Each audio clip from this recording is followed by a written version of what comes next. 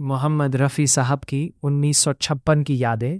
एक सुनहरा दौर 1956। हिंदी फिल्म संगीत का वो दौर जब आवाज़ें सिर्फ सुनी नहीं जाती थीं, महसूस की जाती थीं। और उस दौर की सबसे पाक, सबसे दिल छू लेने वाली आवाज़ थी मोहम्मद रफ़ी साहब की। शुरुआती सफ़र संघर्ष से पहचान तक। 1956 तक आते आते रफ़ी साहब का नाम इंडस्ट्री में चमकने लगा था। लेकिन यह चमक रातों रात नहीं आई थी।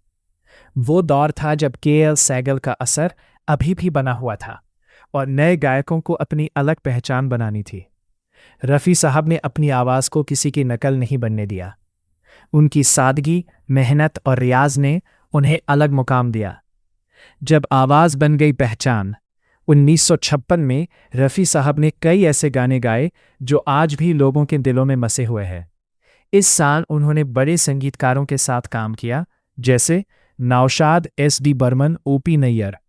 उनकी आवाज़ हर तरह के गाने में ढल जाती थी, चाहे वो दर्द हो, रोमांस हो या मस्ती। फिल्मी दुनिया में बढ़ता दबदबा। इस साल रफ़ी साहब ने कई फिल्मों में अपनी आवाज़ दी जिनमें उनकी वर्सेटिलिटी साफ दिखाई देती है। वो हीरो की आवाज़ बन जाते थे, जैसे दिलीप कुमार के लिए दर्द भरे गीत, देव आनंद के लिए रोमांटिक अंदाज, जॉनी वॉकर के लिए हल्के फुल्के गाने। हर एक के लिए उनकी आवाज़ अलग लगती थी। यही उनकी सबसे बड़ी खासियत थी। स्टूडियो की यादें। एक सच्चा कलाकार। 1956 के स्टूडियो का माहौल आज से बिल्कुल अलग था। ना ऑटो ट्यून, ना एडिटिंग, सब कुछ एक ही टेक में। रफ़ी साहब रिकॉर्डिंग से पहले घंटों रियाज करते थे।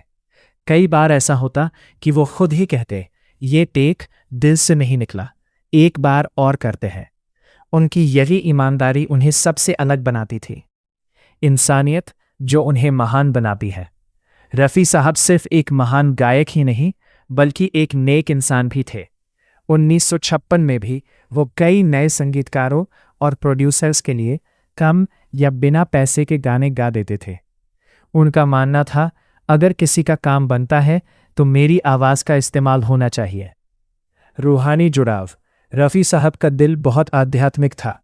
मुंबई में हाजी अली दरगाह पर जाना उनकी आदत थी।